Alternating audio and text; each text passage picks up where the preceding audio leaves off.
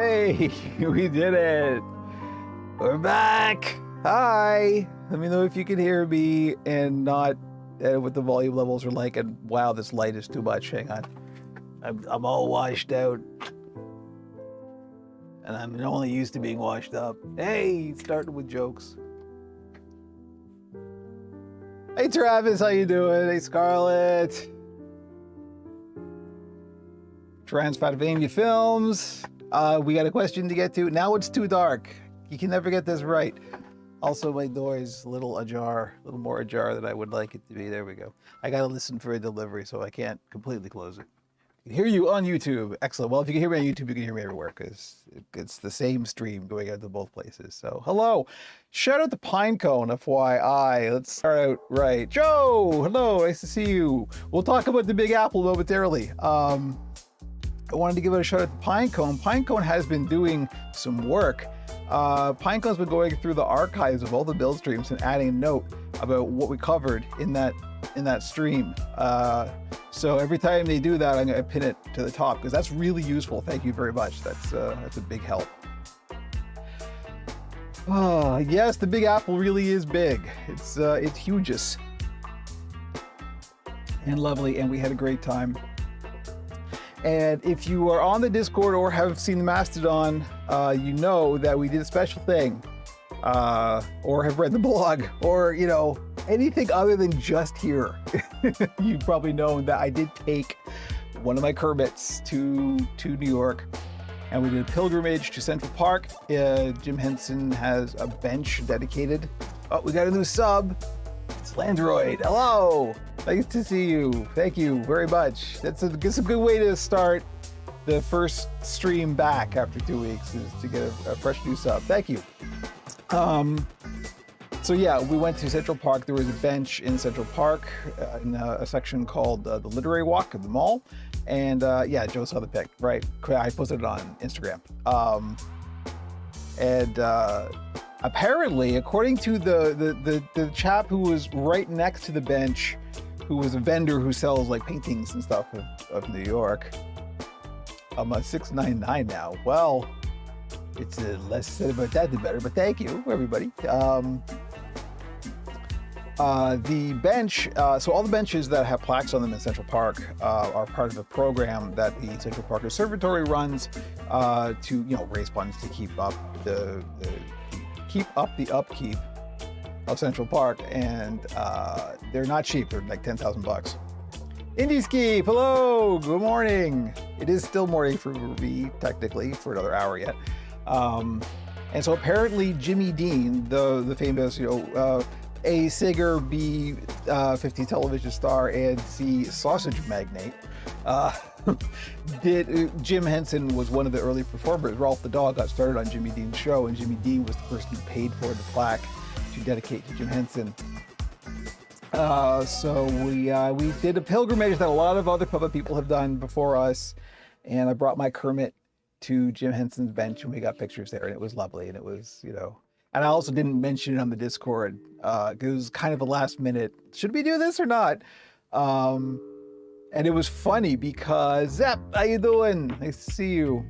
Thank you, Scarlett. Yes, join the Discord. You'll get the inside scoop. There's a whole thread, which I don't know if you can still view because I shut it down. I think you can still view it, you just can't post on it, of my adventures in New York. It was a lot of fun. But going through airport security was interesting because I'd never traveled with puppets before. So there was a concern, of course. Now my Kermit, you know, all of my arm rods are permanent. So yeah, you just can't chat. Okay, good. I have seen quite a few of the Jimmy Dean Ralph videos, and they're really good. Like, he improv'd a lot, so they're really funny. It's highly recommended. Go watch the early Ralph the Dog Jimmy Dean show clips. They're all on YouTube, or not, some of them are on YouTube. Well worth seeing. So, having never traveled with a puppet before, the first thing we had to determine was, is there going to be enough room in the luggage for anything? And yeah, my Kermit's built pretty rugged, so we could squish it down and it'd be fine. So yeah, we did have enough room for Kermit. The problem, of course, is the arm rods, because all my arm rods are permanent. So what are you gonna do? There's these 18-inch rods, right? So what I ended up doing, and what I thought was, I mean, I'm nervous enough going through airport security because I don't do it all that often, so it's still very intimidating for me. I've never gotten into the habit of it, so I'm still kind of like, okay, what do you want? Shoes, no shoes, what's going on? So we go through, flying out from Toronto to New York, we went to Porter, which is Billy Bishop Airport, which is this little tiny airport on the island. It's small, it's friendly, it's cute. It's not huge and intimidating like the big American airports, right? It's this little thing. We also have a big airport here that is very intimidating, called Pearson. We didn't go there. We went to Porter because it's an hour flight, so it's fine. And that's the first place. So I thought, okay, they're gonna run this bag through the X-ray machine, and something is gonna look weird, right? So I thought, let's make it as easy on me and them as possible. And so I packed all my stuff, or actually my wife, Margaret, who has the packing gene that I do not. Margaret can fold stuff in ways that is miraculous and save space. So I picked out everything I wanted to bring, then Margaret folded it for me. And then I put Kermit on top, right? So that way, and of course the arm rods had to go across because that was only a small suitcase, so the arm rods had to go horizontally or diagonally across the entire suitcase. So it's gonna look great on the X-ray, I thought. So I wanted it to be so the first thing they saw when they opened the suitcase is just Kermit sitting there, right? Thinking ahead. And that's exactly what happened. Went through the X-ray machine, I got through the whole weird nude scanner thing, and I got out the other side, and I'm putting my jacket back on, and of course the customs official, or not customs, the airport TSA screening official was like, "Do you mind if I open this?" I'm like, "Absolutely, no problem." Open. I would have liked to have seen the X-ray. You're right. Opened the suitcase, and his eyes just lit up. It was amazing. And he goes, "Oh, look, it's a puppet!" And he pulls out Kermit by the arm rods. And there's me going, "Don't do that," right? And he starts waving him around and showing him to the other TSA officials, going, "Oh, look, look at what it was," because they were probably going, "What is this? Like, what could this possibly be?"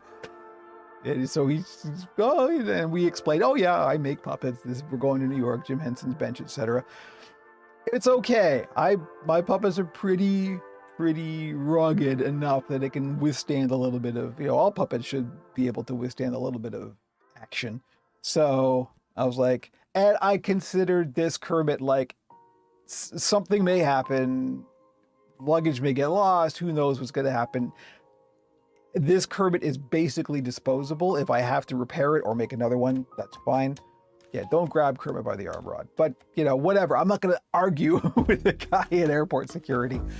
So that was fine. We got through it, and Kermit was fine and everything. We got the picture. And then coming back, we came back from New Jersey, which is the big Newark airport. That is a big, scary, like American, very intimidating, brutalist architecture type airport. So I thought, this is going to be the one that just, there you go, up against the wall punk, right? It's going to be one of those. Nothing, not even, didn't faze him at all. Just nothing, just scaled right through. So I don't know. I think Scarlett may have got it right in that they just knew it was Kermit in New Jersey. Right? They just said, "Oh, look, it's another Kermit." So, that was part of my adventures in New York. Hello, Demon Dreamer. Thank you. Yes. Doing well. And we are, I should drink my coffee because we got to get the puppet building. This is the last week of the month, so I'm kind of rushing a bit. This Saturday, I'm going to perform my first puppet show for children. Do you have any advice? I don't really have any advice because I don't have a lot of experience live performing. That's a whole side of things I haven't really done, and I wouldn't mind getting some experience, but I wish I had some words of advice. If anybody in the audience does. I don't know. I think maybe Scarlett's done some. I know Scarlett's done some live performing with the big giant puppets, but lots of fire. Zep, don't ever listen to Zep. That's the standard policy. Go through airport security with a skeleton in your luggage. Checked out of, yeah, I can imagine that's something. Be prepared to improv. Yeah, that's the thing, right? If you gotta stay on your toes. What I have heard and what I'm sure is true is, particularly with kids, right? The second you put on that puppet, even if you don't have a baffle or you're not behind a stage or anything, you just disappear. You're gone. They don't care about you anymore. They care about the puppet. So that's just put all of your focus and just be that character for the kids, right? And that's kind of it. Have a handler, otherwise you will deal with the kids grabbing your puppet. There we go. See, I never would have even thought of that. So there we go. Excellent advice. Thank you. Yeah, no, Scarlett, like, again, lots of people in the audience will have much better advice for that than I will. Although I would like to, I keep thinking, man, she's a little busking, you know. I can improv with Frankie pretty well, but that's the only character I can really improv with. And I don't know that I want to, I would have to make like a stunt Frankie to go out and do that. But yeah, let's get to some puppet building because I got 3 days to make a puppet, which is okay. I can do it, but it's going to be a bit tight. And also, I'm still just not back in work mode yet. I'm still like, I'm on vacation. I considered having a cocktail before the stream, but I didn't. My only problem is that I have 2 puppets at the same time. That's tough and under any circumstance. You set a high bar for yourself. I hope, you know, I hope it goes well. You know, just confidence. Confidence is part of it, right? It is a fake it till you make it kind of situation. Just don't, if you make a mistake, just move on. That's part of live performing, right? Is that you have to be able to sort of improvise, dance on your feet in the moment, right? So if things don't go as planned, go with it. That's the only thing that I think I can add to that. Anyway, puppets and building them. We're gonna do something today that we've never done on stream before. I think it's been a while, so it may be. Kevin, you do the spirit interacting with little ones. If you can physically get down to the kids' level and interact with them, means a lot more to the little ones. Good, also good advice right there. There's no such thing as a mistake, just a rewrite. Yep, absolutely. All right, yes, please keep on with the advice in chat. I have to move on just because I'm pressed for time. So we are building a Neef. And guess another Neef. I just like Neefs, and Neefs, to be honest, are fairly easy. At least the base of a Neef is fairly easy. It's in the details, in the facial features and stuff that Neefs get complicated, but the base of a Neef is fairly straightforward and simple to build. And because of that, we're gonna throw in a little curveball in this one. So what I'm gonna do with this Neef, this is gonna be another Live Hands Neef, is I'm gonna do a curved mouth plate. Now you've seen these before, the lizards that I've built have these, and also the Oracle has a curved mouth plate, right? The Oracle's mouth plate curves like a downward frown. And that I haven't done on, I'm pretty sure I haven't done that on stream yet, because what it involves is taking thermoplastic, heating it up with a heat gun, and then laying it over a form and letting it cool. So there's a little bit of danger involved with this. This is more safety lecture time. So let me show you these. We'll go to the top here. It's a little disorganized, but you know, welcome to my life. So what I've got here are some mouth plates. So I got 2 mouth plates. These are cut out of thermoplastic. Now this happens to be ABS plastic. Well, there you go, Joe. This is a good time to see. This is just how I figured out how to do it. There may be other even simpler ways to do it. This is just how I do it.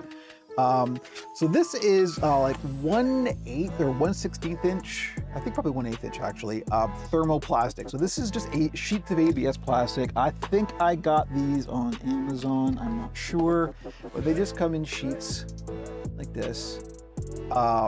They're used a lot in automotive stuff. Like this is what you would use to like mold like a dashboard sort of station out of, that kind of thing. As long as it's a thermoplastic like ABS plastic, which means that it melts easily and you can mold it into shape. And it doesn't just get a hold or catch on fire or something. That's what you're looking for. So ABS is a good plastic to go with. Anything that's used like in a filament for a 3D printer, that kind of plastic will work for this. And you can usually get sheets of it at like craft, like hobby stores. People build model kits, like make model kit custom parts out of this, that kind of thing. Looking for a gypsy fortune telling 14-inch hand puppet. Anyone got suggestions? Afraid I don't, Jesse. I'm not sure if I think I may have messaged you before about that. I don't do a lot of human-shaped puppets, so I'm probably not a good person to go with. Let me message you privately because I do have a suggestion for somebody you should go to, but this is not the place for that. Anyway, so ABS plastic or any other kind of thermoplastic, and I've just cut the mouth place out like this. So what we're gonna do, and this is the dangerous part, is we're gonna take a heat gun. So good old heat gun. You remember this from doing our heat shrink. And we are going to warm this up over the heat gun. And then when it gets warm enough and hot enough to be floppy, right? So it's all pliable and melty. Now this thing is, there's a real crisis point. There's a quantum point past which it's too floppy and too melty. You don't want that, right? You want to just get it so it's sort of pliable and a bit, soft. Then we're going to lay it over a form, and then we're going to press on it and let it cool, and then it will sort of harden into that shape. The form that I usually use if I'm just doing a straight up curved mouth plate is I have a big coffee mug with Captain Phasma here. This is a gift from my wife. But of course, coffee mugs are meant to take heat. They're ceramic, so that's good. And this is a pretty big, I don't even sure what the diameter is, but it's pretty good. So I just sort of look at the curve and go, okay, that curve kind of works for the size of the mouth plate. So obviously a bigger diameter form will give you a more gentle curve. But this is what I use for all of my curved mouth plates. So we're just gonna heat this up until it gets soft, lay it.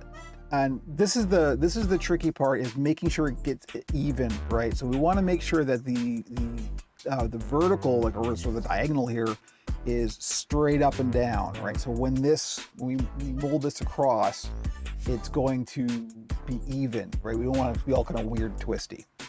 Sometimes you take a couple of goes at it. Sometimes it won't work out, and you have to reheat it up and then try again and just see how it goes. So obviously, safety first. We got some vice grips here, and I clamp those.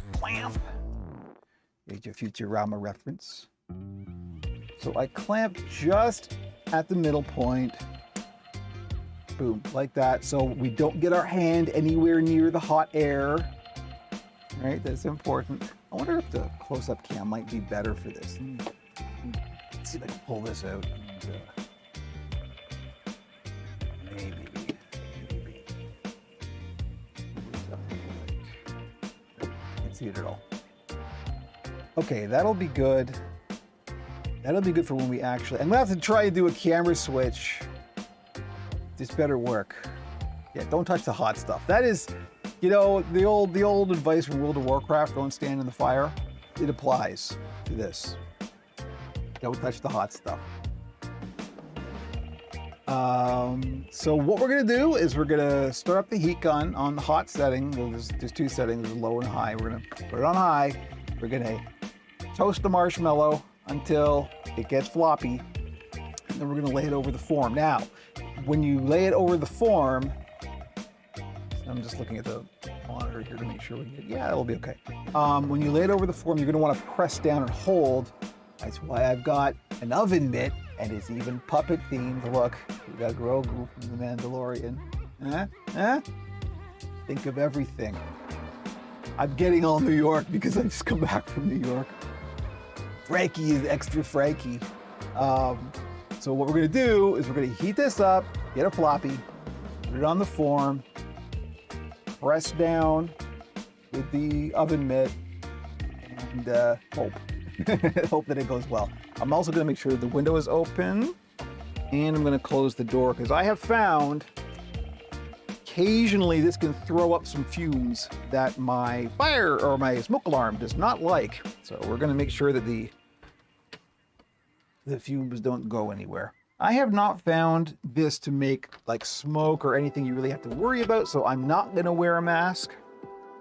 If you are all concerned about that kind of stuff, by all means do. I am well ventilated. I have got the fan going. Danger, honey, and hot stuff. I think we need to make a warning sign. Yeah. Danger, honey, and hot stuff. That's it. Those are the dangers that we encounter in puppet building, right? Okay. Let me get a lozenge before I start this. It's nerve-wracking enough doing this just when you're just doing this. Doing this live on stream is a whole other thing. ABS plastic does put out fumes, just heating it up should be okay. Yeah, because it's the same as like a 3D printer, right? I mean, it's the same process as a 3D printer. You're just heating up the plastic. You're not melting it. You're just warming it. But thank you for confirming that it does put out fumes, something to be aware of. You may be more sensitive to fumes, you know, so wearing a mask is never the wrong decision, right? Not wearing a mask is sometimes the wrong decision. I could be making the wrong decision here, but it's my decision and I'm making it. Okay, here we go.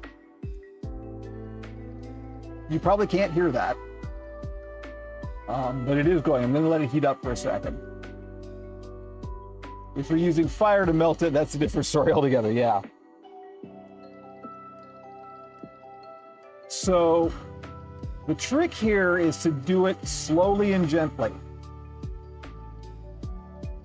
And what you will find, this won't be easy to see, but as it starts to melt, and you can smell it, you can smell the plastic warming up.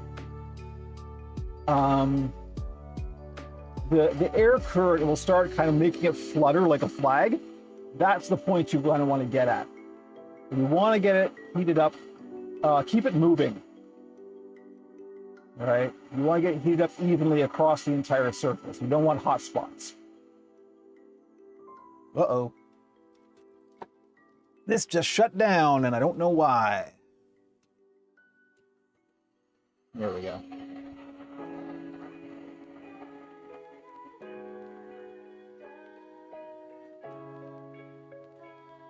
So we're starting to get a little buckle in there. We're starting to get a little floppy.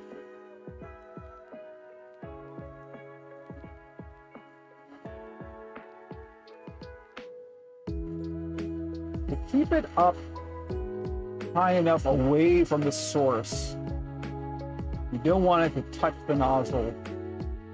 All right, that's pretty floppy. Let's see what we can do. We're gonna lay this against the form.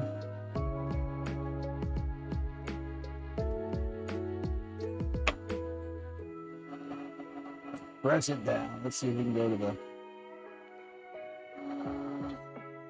close-up cam. So you could also do this with a high temperature hair dryer. It just doesn't work as fast. Cosplayer tips. Thank you. Good to know. Yeah, I kind of wondered that. I think it also depends on the plastic, right? It's still gonna be pretty warm, but you can feel it solidifying already. Mouth plates roasting on an open fire. Yeah, prop person, Indies Keep in the audience.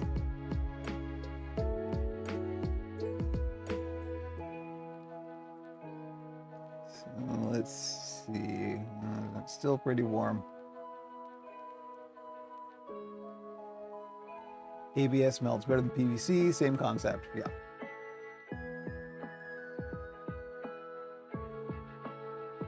All right, let me see. I don't want to touch it just yet, so let me put it in the clamp there. We've got a little bit of a divot where the vice grips were. I don't think I like that very much. We may have to redo this one. But you can see, here, let's go to the, actually, this camera will be fine. You can see what we got. Yeah, we got some bumpiness that I think I'm going to try and work out. But you can see that what we got, yeah, that's hard. Nice curve to that mouth plate. The other thing I should mention, These won't matter, but if you're going to do grips, or if you're going to do, if they have a specific side, you do have to pay attention to the direction of the curve. And if you have a top and bottom mouth plate that is different sizes, like if you've got an overbite and so the top mouth plate is longer than the bottom one, you do have to pay attention to the direction of the curve, because these two are going to like fit together eventually, right? So you want to make sure that the one that's sort of on the exterior will fit. So you do have to pay attention to which way the curve is going. In this case, these are the same, so it's not going to matter, but just FYI. So let's see. This is a little bumpy. I'm going to try and smooth out the bumps, I think. It's because I'm rushing. We'll try and do this a little more gently. But that's the beauty of it as well. You can just remelt this and try again. That's what we're going to do.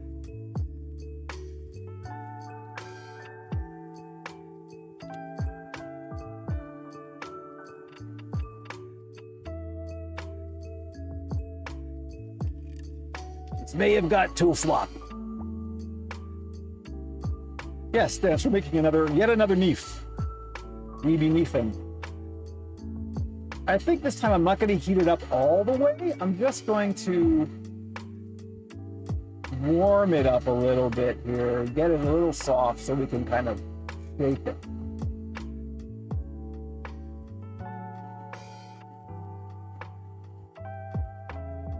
All right, it seems good.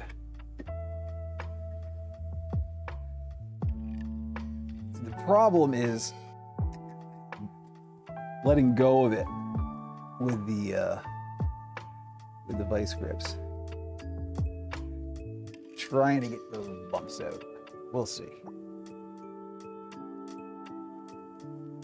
Almost Skexy meets lizardy thing. Yes, exactly.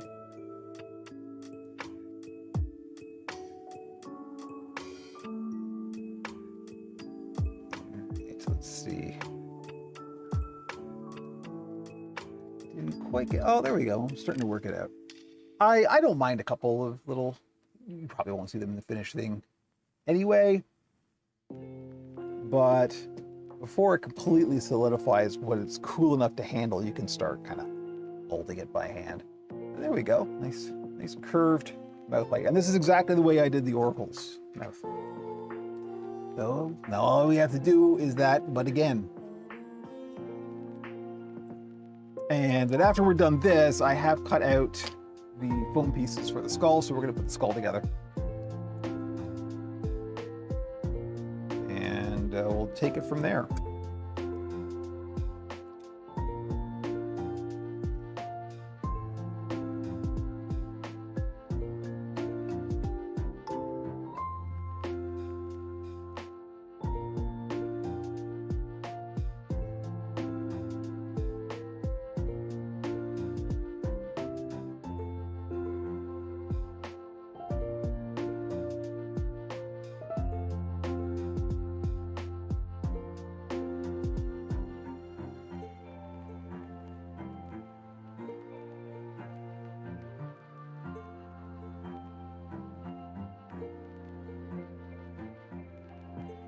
So starting to get floppy.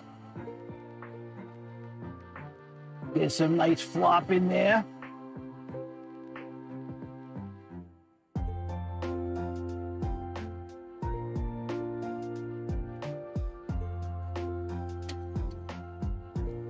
Lay it over the form. Try to gently release the vice grips. I like my Star Wars, you know, what can I say?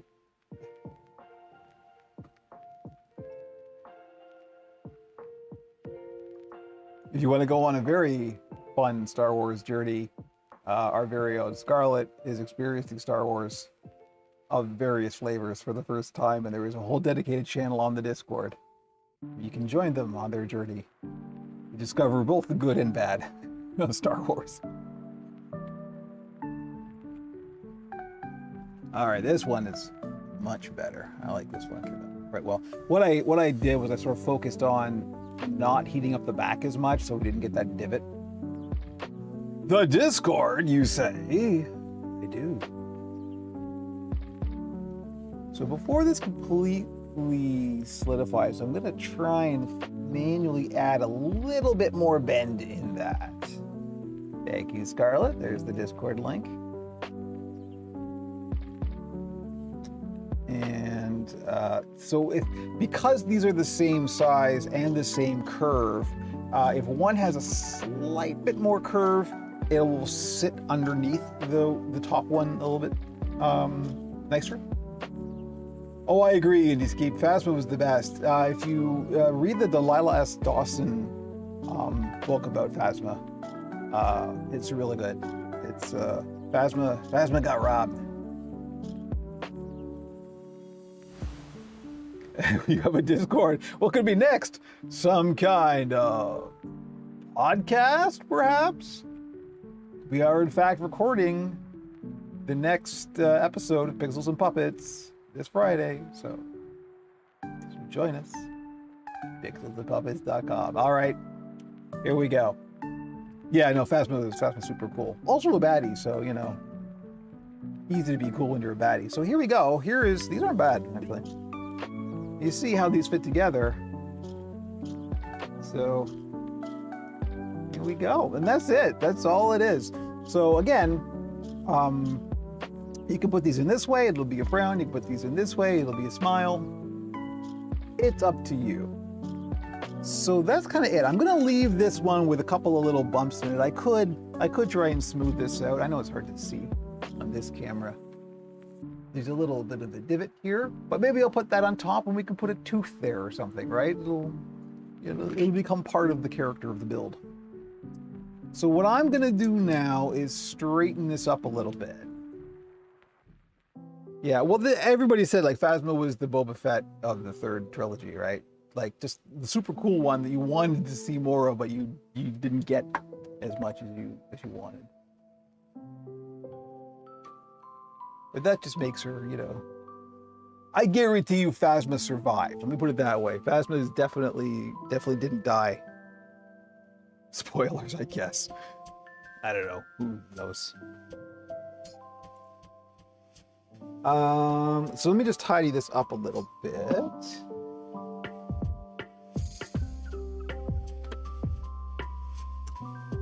Pull this out. Put the heat gun away, taking care not to touch the very hot nozzle. It was my nickname in high school. Somebody had to make that joke.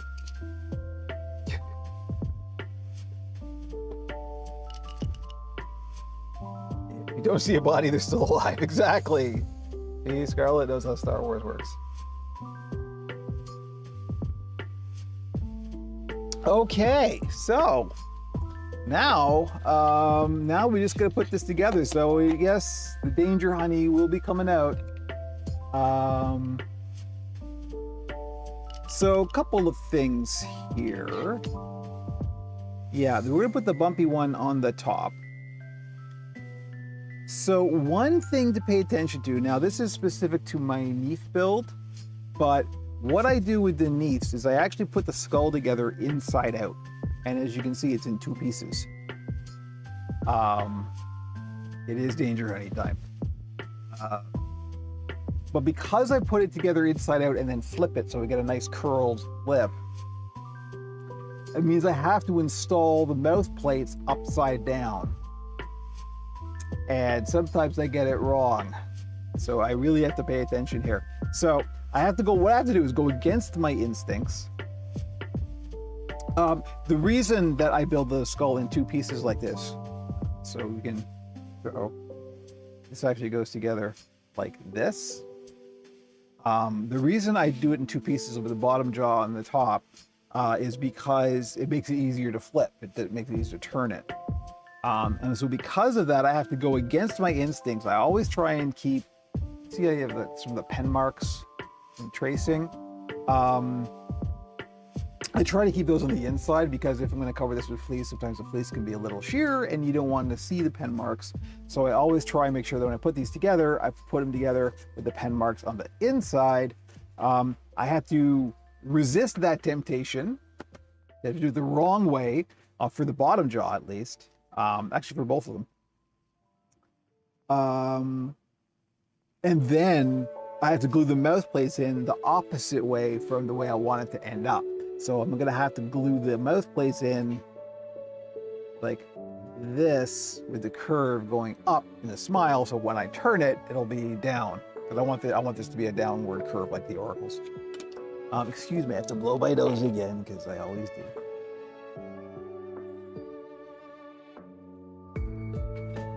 Yeah.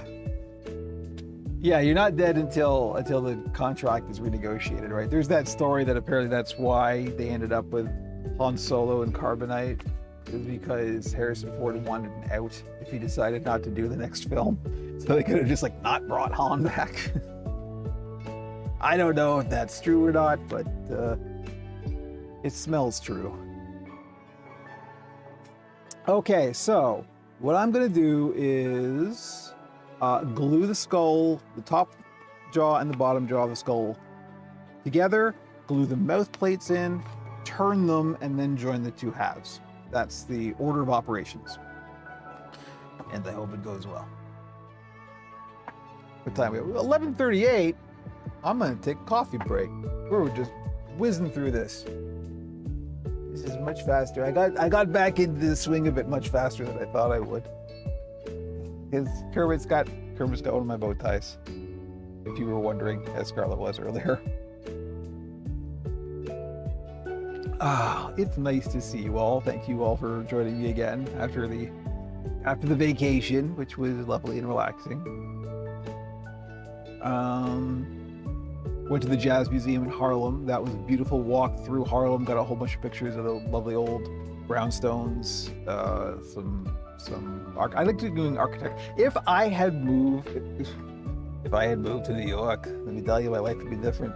If I ever did move to New York, which believe me, I would love to do, I would be one of those pretentious people walking around with a camera doing black and white photos of just the architecture, because it's just so beautiful. Some of the old neighborhoods are just, love it to pieces.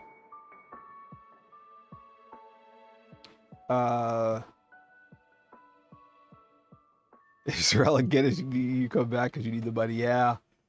Famously, Sir Alec did not enjoy his time in the Star Wars. He thought it was far beneath him. Old York is better, more castles. Well, true. There's very few castles in New York City, although not none. I think there's one in Central Park, I'm pretty sure.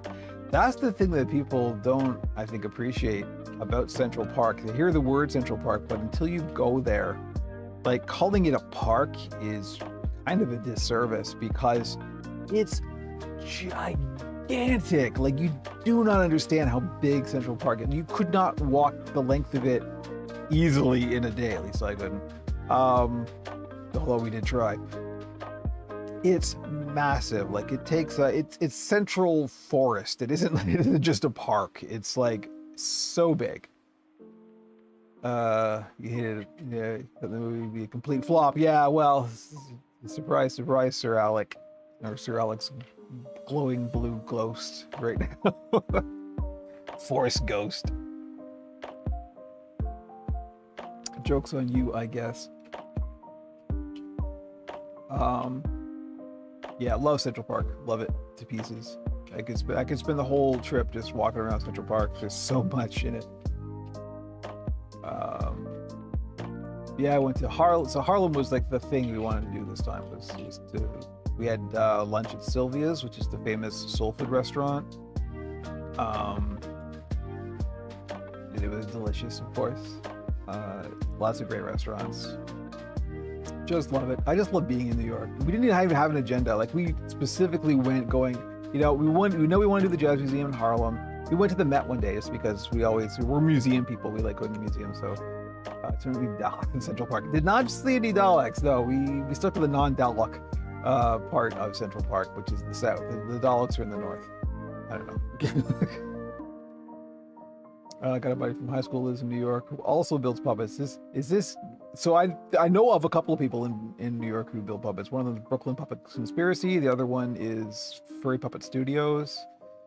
Are they either of those? Because I mean, I'm sure there's a lot more than that. It's New York City. I mean, come on. Yeah, New York is it's a big puppet town. Like it really is. And honestly, like if it were, for various reasons, it's never going to be possible. But like, you know how I keep going on about New Orleans and how much I love New Orleans, and I do. I don't think I could ever live in New Orleans just because of the climate. I'm not a hot weather person. But New York, oh yeah, I could live in New York easily. And you know, the things that people don't like about New York are the things I do like. I like big cities. I like big crowded cities. There's just so much culture in New York. In this dirty Elmo in Times Square, it's true. It's just rife with Elmos. It's just crawling with Elmos.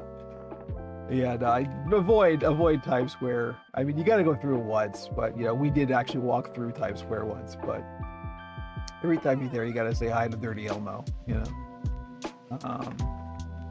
But you know, I could absolutely live in New York, and I would probably end up hating it, just like I hate living in Toronto. Because Toronto's got all the disadvantages of New York, but just none of the advantages. There's no culture here. It's just all of the bad things about living in the decaying city, right? He's a hobbyist in that regard. Okay, well, you know, if you're gonna make it anywhere in the puppet game, New York is the place to do it, right? Okay, coffee break over. Let's get back to building. Drink my cold, disappointing coffee. Okay, Danger Honey time. Here we go. First time back. We got the Danger Honey. Everyone in the UK wants to move to Cornwall. Everyone in Cornwall wants to move out of Cornwall. Well, that's the thing, right? People say the same thing about New York as New Orleans, that everyone hates living there, and then they move away, and then all they talk about is the time that they lived there, right? Like they want to move away so they can miss being there. It's true. And then maybe that's one of the things, like I spent quite a lot of time in New York, not so much. I've only been in New Orleans twice, but I haven't spent enough time there to be disappointed by it. You know what I mean? I'm sure if I did, I would be. But at least in places like that, there are compensations for the bad sides. Here, believe me, and I mean, I know people who love Toronto. I am not one of them. There's nothing. It's a Luke quote. I'm quoting Star Wars. There's nothing for me here. He's badmouthed in Toronto on stream. The ghost of Mel Lastman's gonna come and haunt me. All right, we got some gloves. I'm gonna have to put the mask on and get to the Danger Honey.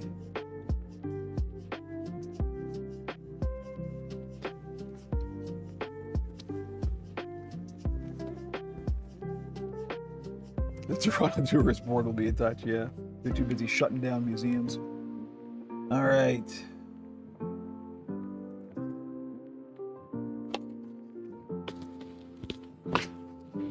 Mask time, so the mic's about to get weird.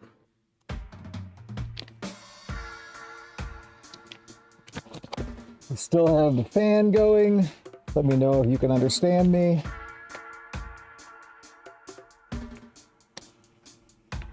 Here we go. Oh boy, that needs. Was it a TLC?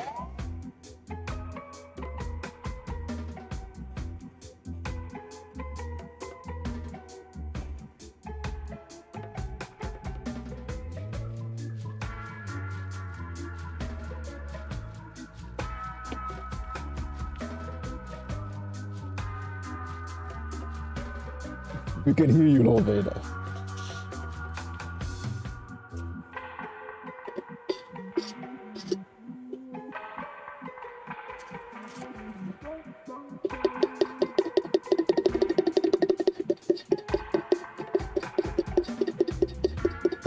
That's a good quote, Joe.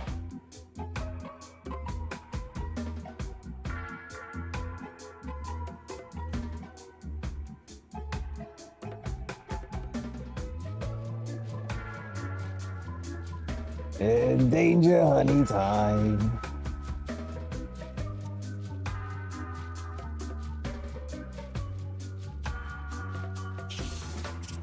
next time we go, we're going to try and make it puppet focused.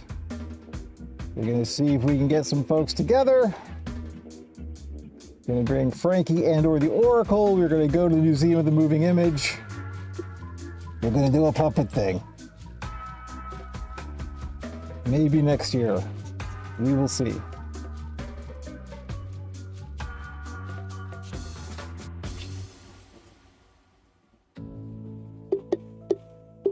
One of these days we'll make a Danger Honey theme song.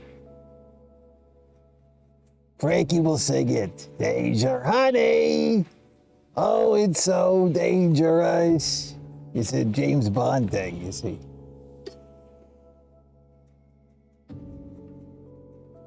It's like regular honey, but it'll kill you.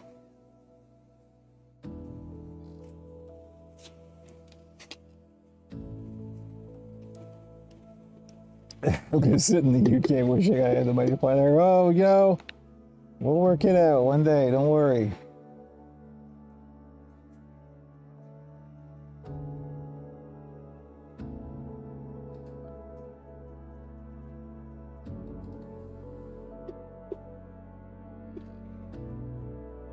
No, I've got Danger Honey. It's either James Bond or Jerry Lewis. Oh, the Danger Honey is so dangerous.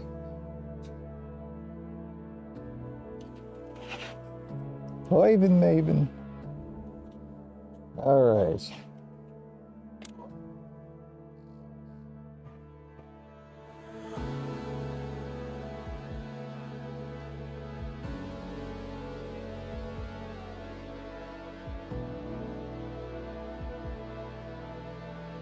The reason that the New York thing is important is because of the Museum of the Moving Image, right?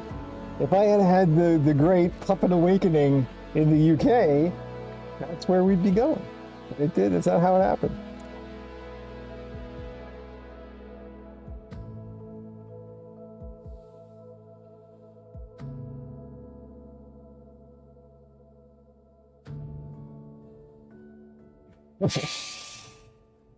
Barge, shaken, not stirred. All right, I am not confident. I think this barge may have separated. I don't think this is going to be very sticky, but let's find out. We will judge the stickiness of the barge. Yeah, that's all right.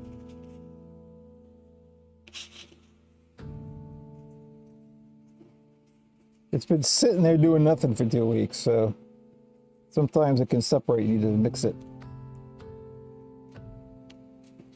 So I am putting this together backwards. You see the pen marks are on the outside. Which is the opposite of good.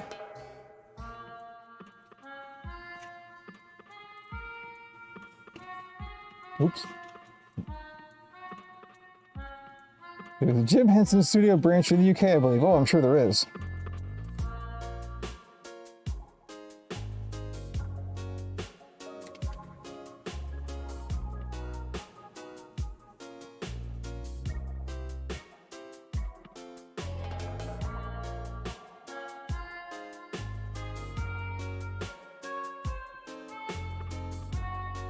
There we go. Oh, you know what? I just remembered.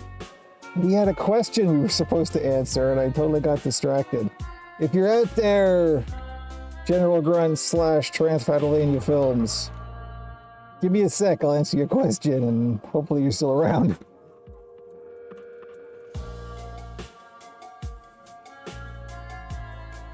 We had a stream question I couldn't get to on the Discord.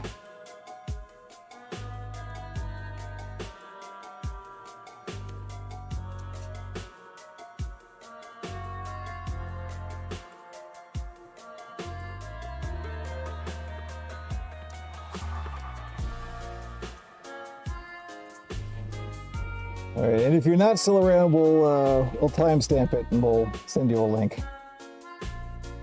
All right, before I move on, let me get to this question. Oh, The bar just closed up.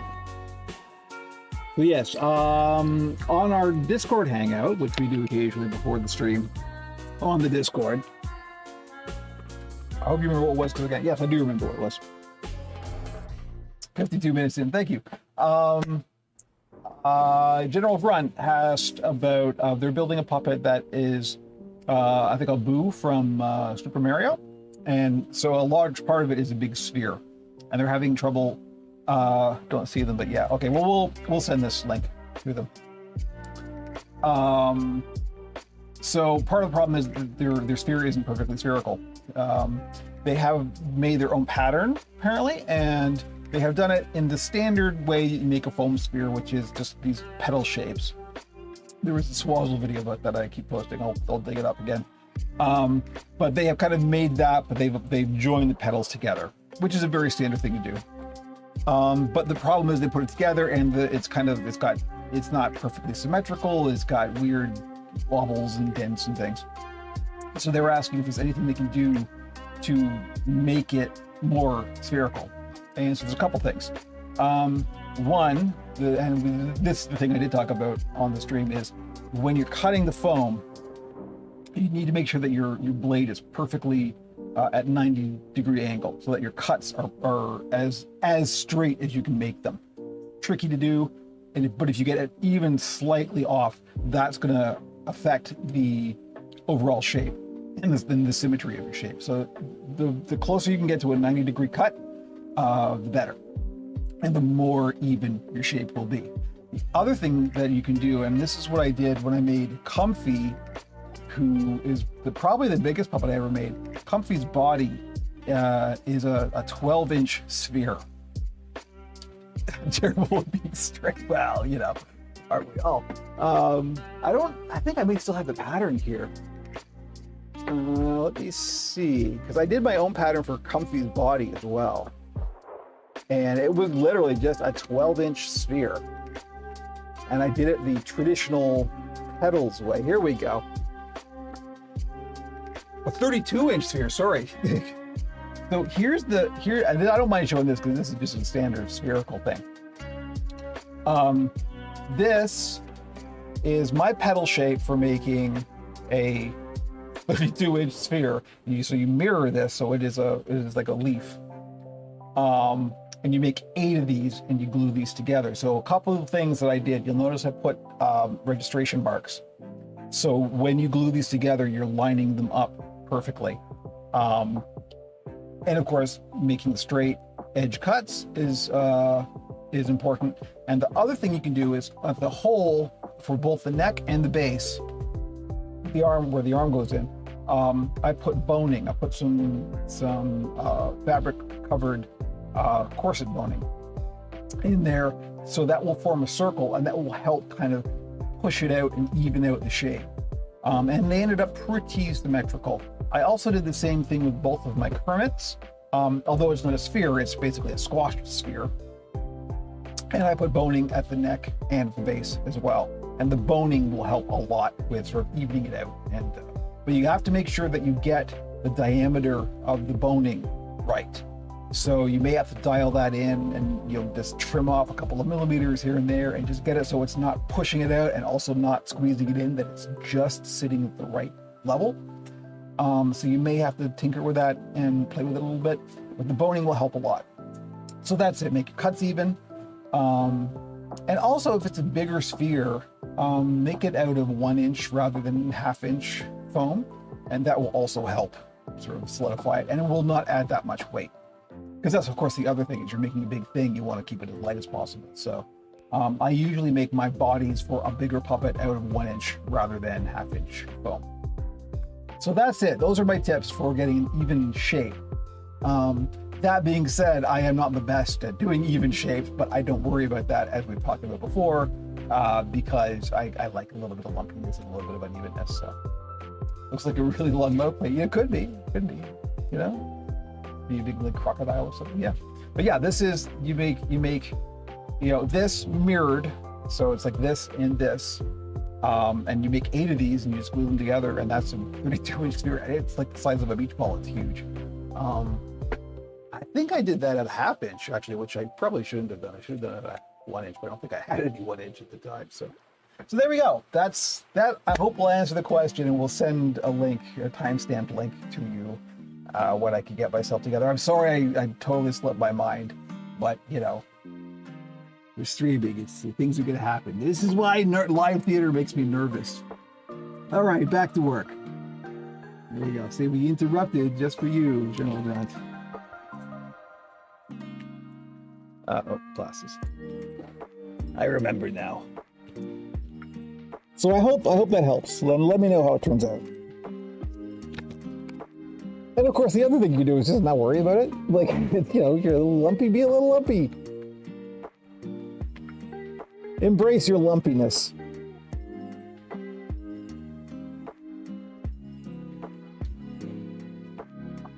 Okay. So now that we've got these together, I'm going to glue the mouth plates in. And the important thing here is we're doing this upside down. So we actually want to glue these in like this. And this is a little tricky because you're going around a curve. So we gotta watch what we're doing here.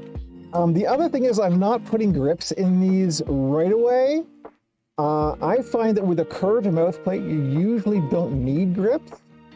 But I'm gonna wait and see. I'm gonna put this together, see if I feel like it needs grips, and if it does, I'll open it up again and put grips in.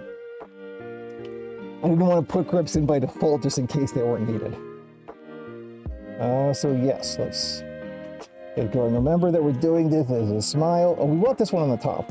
This has got the funny bump.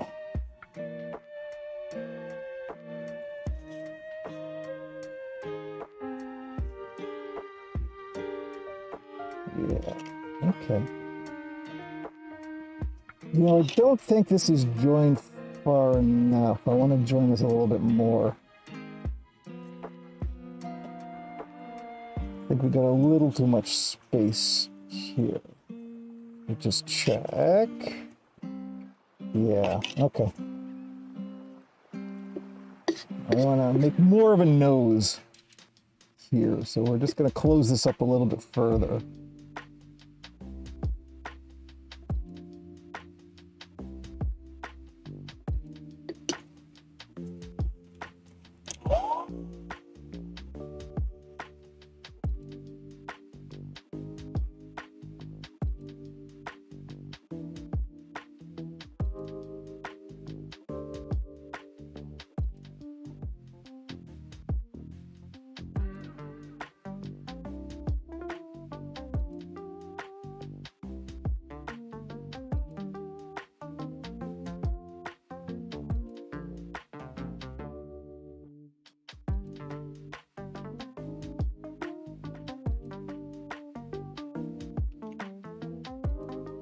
I don't know if that's dry enough, but we'll see.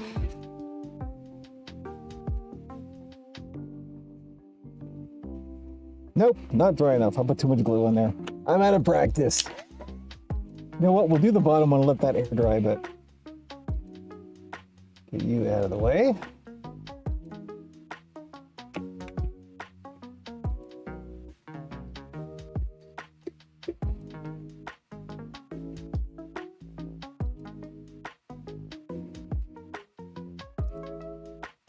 So you can see I've marked where the edges go.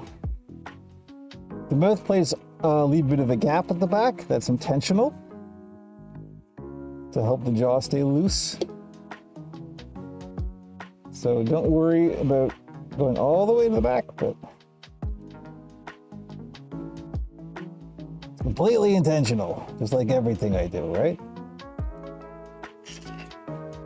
All right, so we gotta be aware of what we're doing. So it's going this way, but we're gluing on this edge.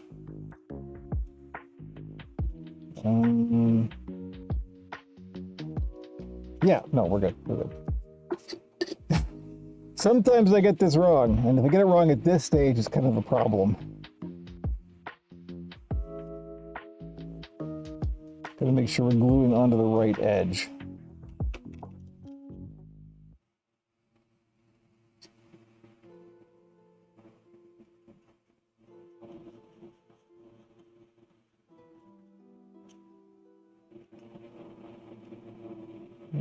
think we're good.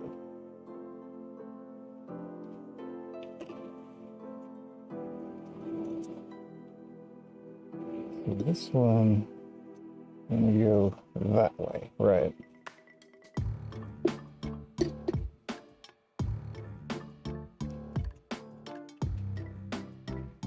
I know this is off camera, I'm sorry. I'm just putting glue along the edge of the mouth plate.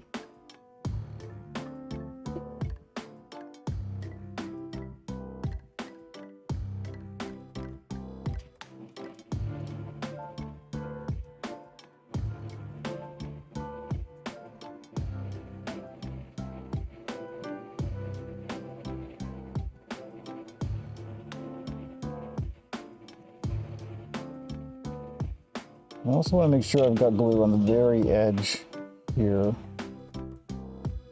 just so we can grab it. All right. Let's see how we're doing with the snout. How you doing, snout?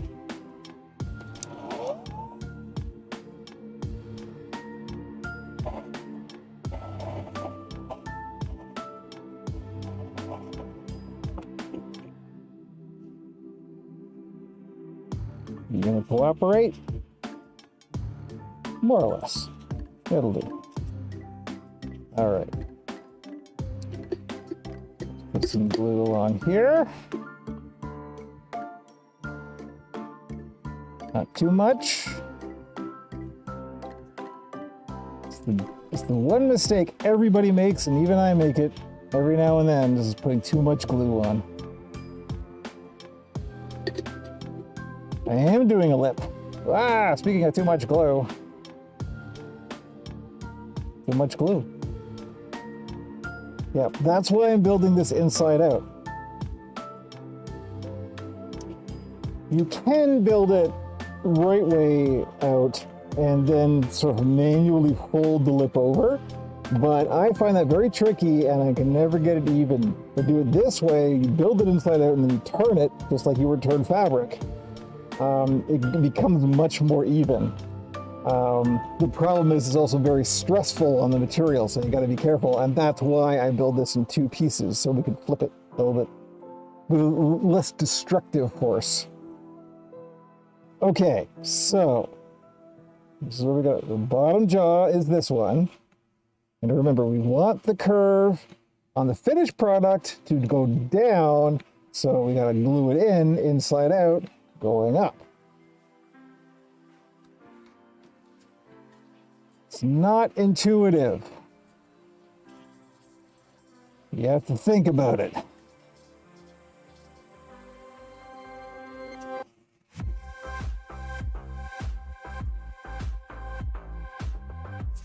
I'm going to want a little bit more glue at the very end here. We didn't get quite enough. Well, maybe we did. No, we didn't. Need a bit more. A lot of dragon. This is gonna be pretty dragony. I gotta let you know. I mean, these are pretty dragony just by default. This is gonna be green as well.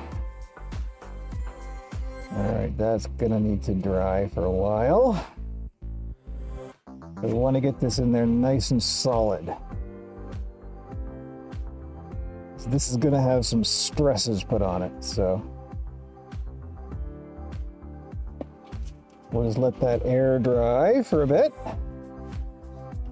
And this one, same deal. We want to put it on in the smiley direction because we want it to end up in the frowny direction. Those are technical terms.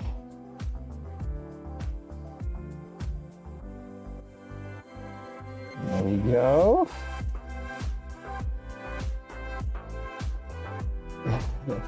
His nose is going to be something else. Oh, and then stay down. Stay down, you. There we go. That sure is a shape, all right. Turn that smile upside down.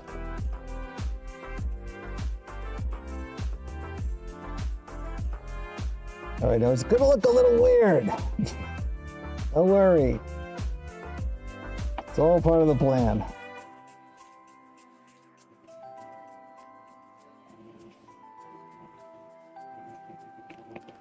Let me get this dry here. We're looking good.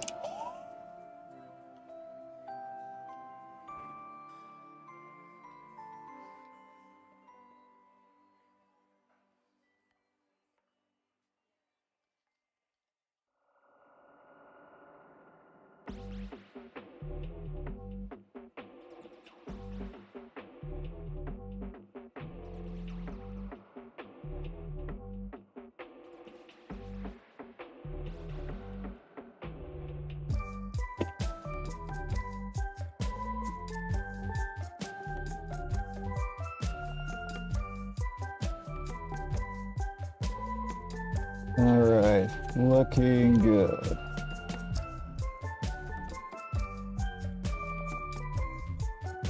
So you see,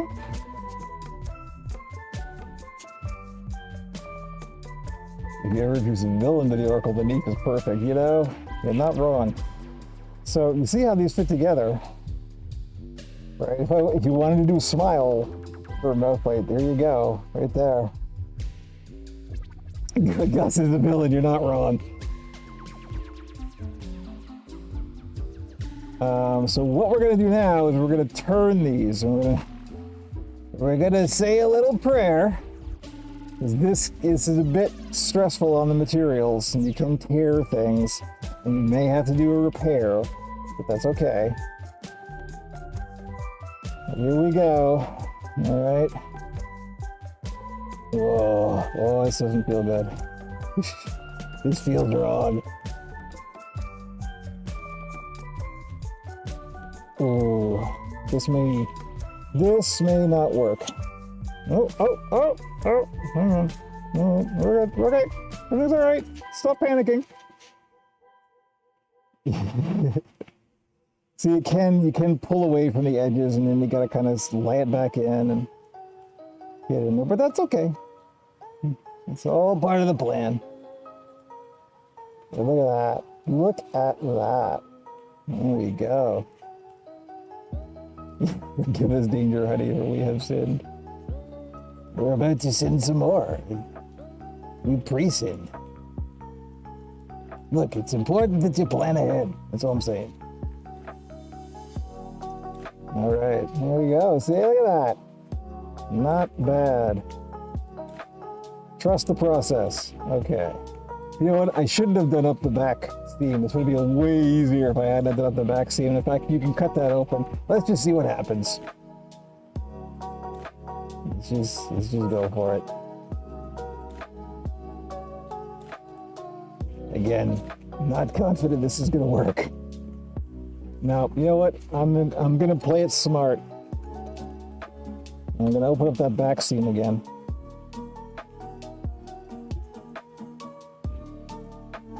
Just because if you don't have to put stresses on the material, don't. All right, so this is way easier to turn like this.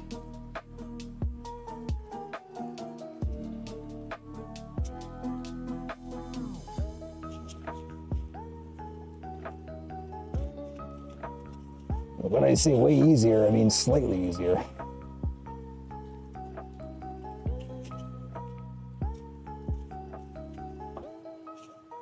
Oh boy, nope, it's tearing. It's tearing big time. All right, we're gonna have to fix that. Yeah, so we got a nice big tear there, but that's okay, we can fix it.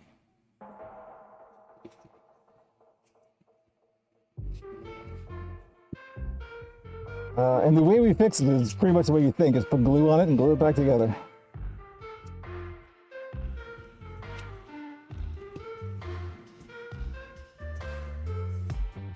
So that's next, fixing the tears. Sometimes this works well, sometimes this happens. But, like I always say, it's not about not making mistakes, it's about knowing what to do when they happen. So all we gotta do is just glue this back together. So we're gonna put some glue on both edges. It's going to be a little rough because it's a tear, but that's all right. Danger Honey will fix everything.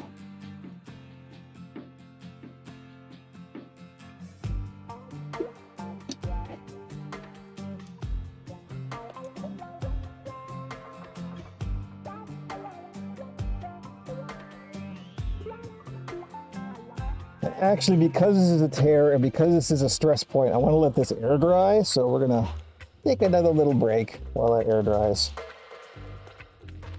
Air drying is generally to be preferred. Barge is closed up. I gotta blow my nose again. Oh, this is very attractive. Look at that.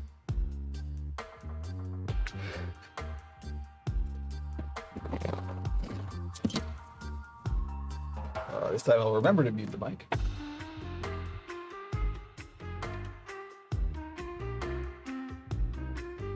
There we go. So yeah, that's what can happen. You can tear it and then, but like I said, it's all right. We're just gonna glue it back together. The beauty of foam, it's foam. This one turned out pretty good though. You got a nice rolled lip there.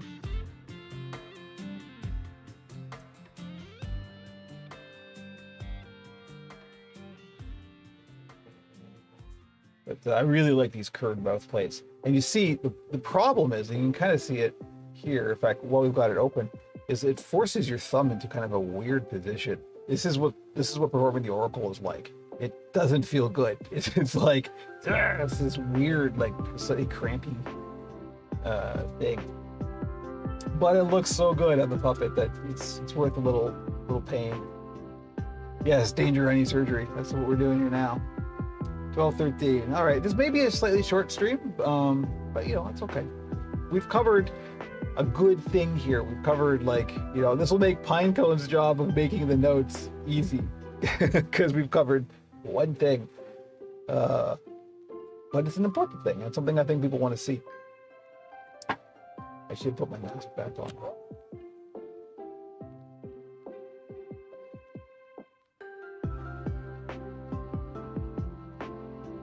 Curving your thumb would help. There's hardly any fumes here anymore. This is all dried up, so I'm not gonna worry about the mask. This can be a challenge because it's a proper camera. Freaking these, yeah. You want to try and get the surfaces warming up, but there we go. Look at that, beautiful. There we go. We have successfully closed the patient. Actually, we haven't closed the patient. That's next. But we have fixed that little tear right there. Little tear. It was a big tear, and we still fixed it. Right? Good stuff. So now we're going to close up the back. Then we're going to join the two halves together. I will put on my mask for this because we got to open up the Danger Honey again. I love the fact that it's just become Danger Honey. Like, I don't even think about it anymore. It's just, I don't even call it. Anyone joining us to go, what the hell is Danger Honey? Barge. Danger Honey is our in-joke for Barge or other amber-colored contact cements. Other brands are available. Not easily. Glasses is hitting weird. Okay, here we go. We're gonna close up the back.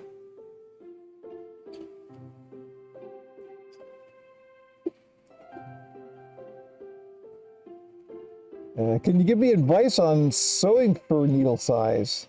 So it depends. Are you on a sewing machine or are you hand sewing?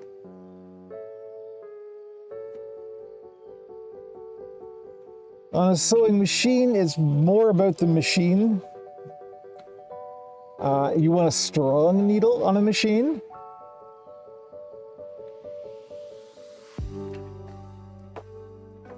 But if you're hand sewing, you want a very thin on the machine. Okay, so I use a heavy duty machine. So that's one advantage, is this thing will go through anything. But I was breaking needles quite a lot at first until I got I can't even remember, there's a number that's associated with the stronger needle. You want a strong, very sharp needle. And if you get that, then your machine should be able to go through it no problem. But it's about, and I'm sorry I can't remember off the top of my head, but it is about the strength of the needle. You want one that's going to be really, really strong. Otherwise, it can break, particularly if you're backstitching and you're going back and forth. That's what I found. I broke a lot of needles before I did some research into needle strength. And so you want a good, strong, heavy-duty needle. And also change your needle because needles get blunt. The sharper the needle, the better it's going to be. The more easily it's going to go through the fabric. So I hope that helps.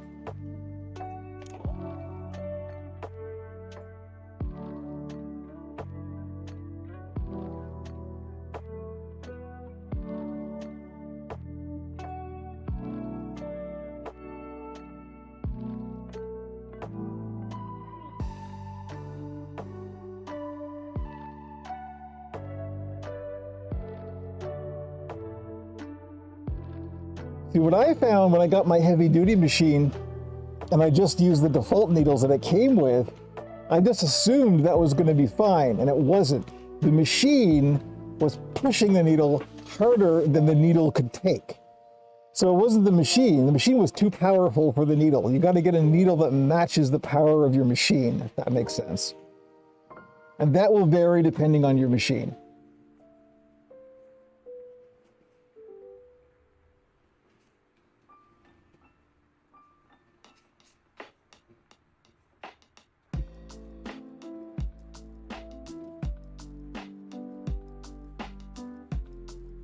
All right, here we go. So you can see where we're going with this, huh? Isn't that nice? So the other thing we need to do is we need to join these two halves together, and then we need to close it. So the thing is, the join part, see from this mark right here, that this is the join part. The rest of this is a dart, so that goes the other way. Scarlett's laughing at heavy duty. Yes, yes. Enjoy your joke. So we've got to make sure we put the glue in the right place. We do not want to put the glue around here. We only want to put it here, then join the two halves together, then join the dart together. That's specific to this pattern, so it all depends on what your pattern is like.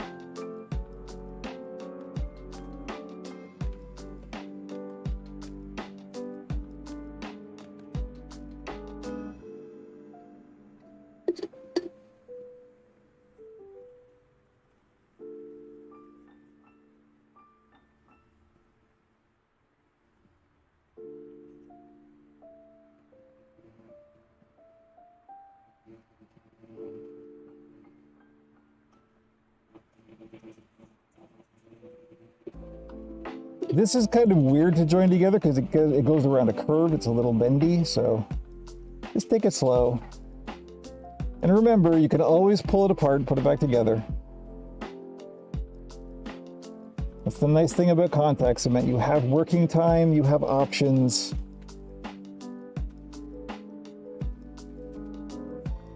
Your joke is with the doctors only handed me to my parents. I don't know, call Fozzie, get some advice.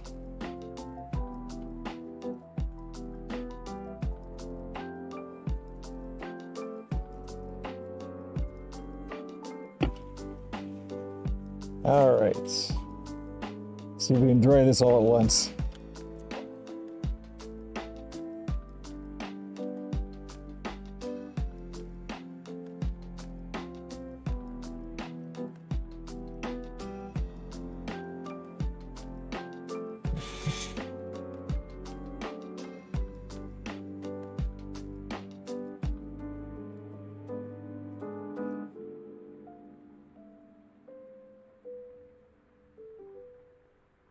And we want to let this air dry as well, because this is another stress point.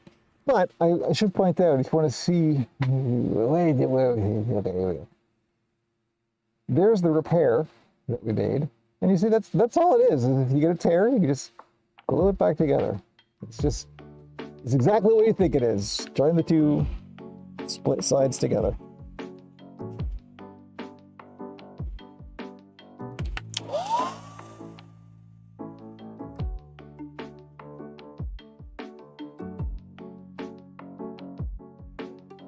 This kind of thing happens a lot. Like if you're on a TV set or something, like you'll need to open a puppet up. I understand. I've never done it personally.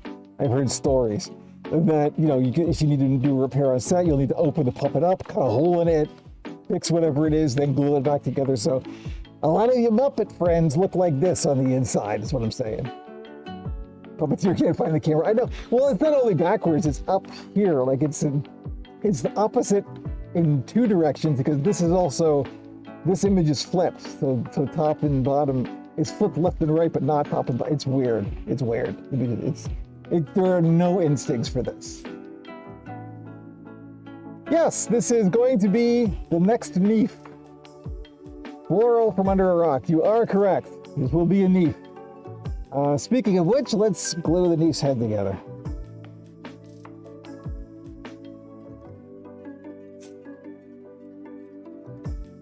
There's one. Let's see, we got that in the corner there. Yep.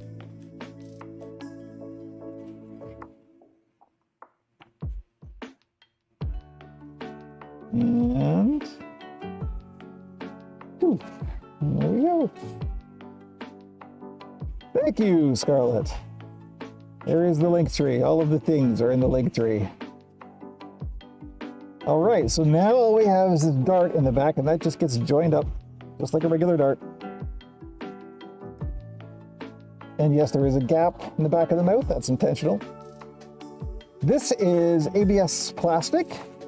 If you go back and watch the VOD of this stream, I demonstrate how we do the curved mouth plate. I have it work, so things happen, yeah. So yeah, this is ABS plastic. I made this mouth plate out of, and then we heated it up with the heat gun and shaped it. But any kind of thermoplastic will do if you're going to shape it. ABS is just readily available and handy and works well with heat.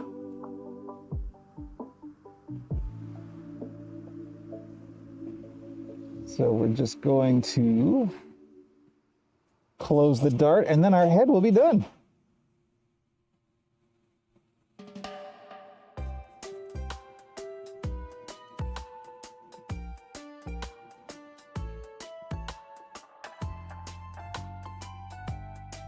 Thank you, Indies Keep. I have so many helpers. It's so nice. I appreciate all of you. We're a community. We're doing it together.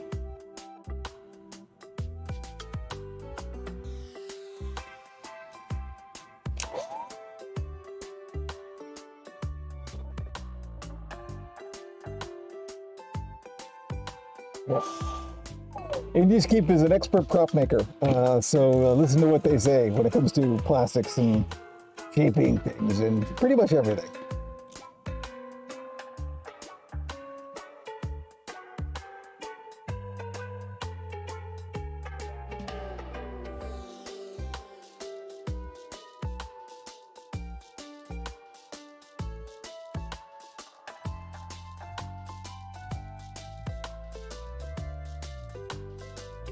Me, I'm just some guy on the internet messing around. What do I know?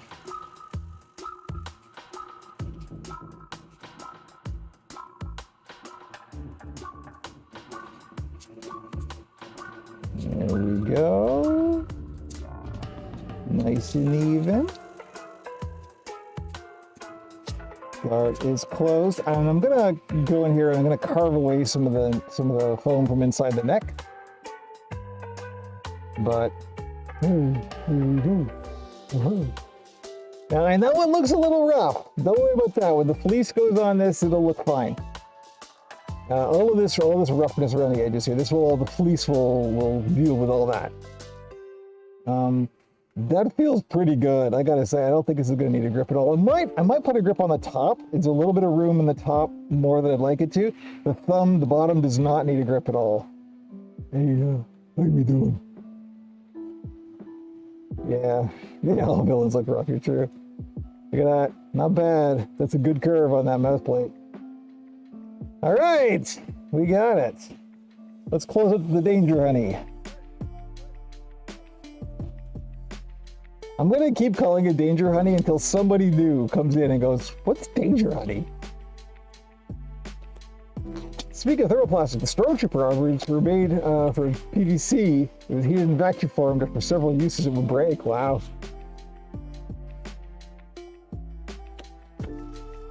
I remember years ago on another trip to New York City, there was an exhibit of some of like Star Wars costuming, and they had some of the original Stormtrooper armor. Some of the few that have survived, and yeah, they look rough. Let me tell you, I learned this in particularly early props. You know, before we had 3D printing and that kind of fabrication, props in real life never look like what you think they're going to look like. They're always much more rough, because they only make, like, there's a couple of hero props that are made for close-up shots and stuff, but usually they're fairly low res, as it were, versions of the things. So because they're going to get used, they're going to get banged around, stunt versions and stuff. But yeah, there's the early Stormtrooper armor. A lot of it looked just really. It looked like a Stormtrooper had been turned into like gummy and then like sucked on, and so it was all just kind of soft and there's no definition. It's really funny.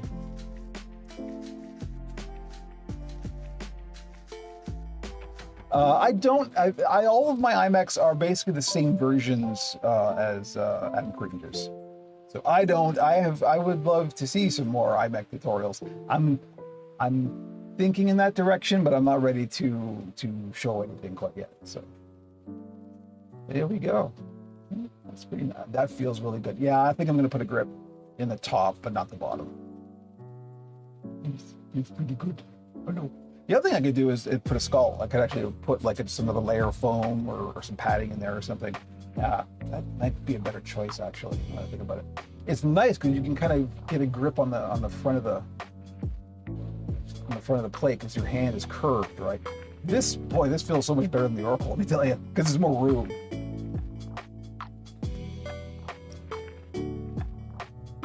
There we go. Yeah, so I did do an iMech on stream, but it's pretty much the same versions as Adam Cringers. That's kind of the one everybody uses. There are others that are like the shell style. Those are really tricky to make. There's a BJ Geyer does a tutorial on one of them on his courses on the Stan Winston School that's considerably more complex and not something that I would be prepared to do on stream. And I've never actually made one. I just know the theory of how they're made, and it's not easy.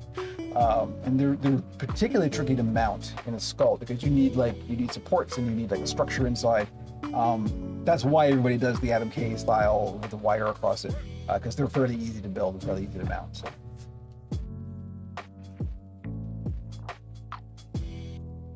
Barry's eyebrows. So, Barry, I'm not sure what you mean, but if you mean sort of like Bert style, which is like the unibrow, that is fairly easy, you're right. But I've never done it.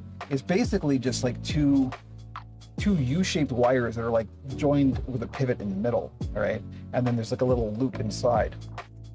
I want to get into more mechs. I don't do a lot of mechs. I follow the BJ Geyer philosophy of only do mechs if you need them. And there is such a thing as too many mechs. I agree with that, so I don't tend to do them. They're also so time consuming that I would need to charge so much for a mech-based puppet on the shop that nobody would ever buy it, right? So I try to keep my costs down, so I don't tend to do a lot of mechs.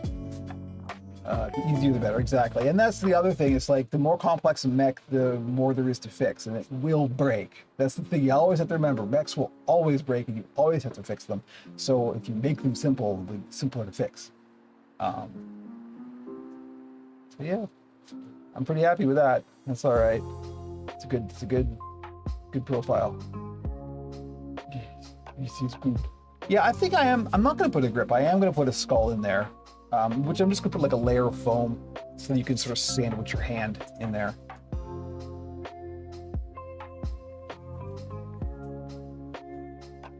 Very Gordman. You know what? I have the name does ring a bell, although I'm not intimately familiar with their work. But the name is in the database there somewhere. I will have to look them up. Thank you. Because I would like to. Obviously, everybody wants mechs. That's the other thing, right? And I'm I'm now almost ready to go, okay, 3D printer time, because it's almost at the point now where it's like I'm looking for something to give me a little something extra that I know people want, but I also need to be able to do it in a timely and efficient and relatively simple fashion, and also one that's not going to break easily for a consumer product, right? So I'm slowly working out 3D parts for a doozer. And yeah, I can imagine how tough a doozer would be. Do keep us updated on the Discord though. That's pretty cool. You know what? I think we are going to break. We're only a half an hour short of our normal stream time, and we did a lot. This is a fair amount to get done. So I hope that was helpful to some people. This is, again, something we haven't done on stream yet, the curved mouth plate, and they're not that hard to do. As you can see, it's it's a little extra work, but the amount of personality that you can get out of it, and remember, you can do it the other way, so it's a smile. And that's what the lizards that I do, I often do those with the opposite.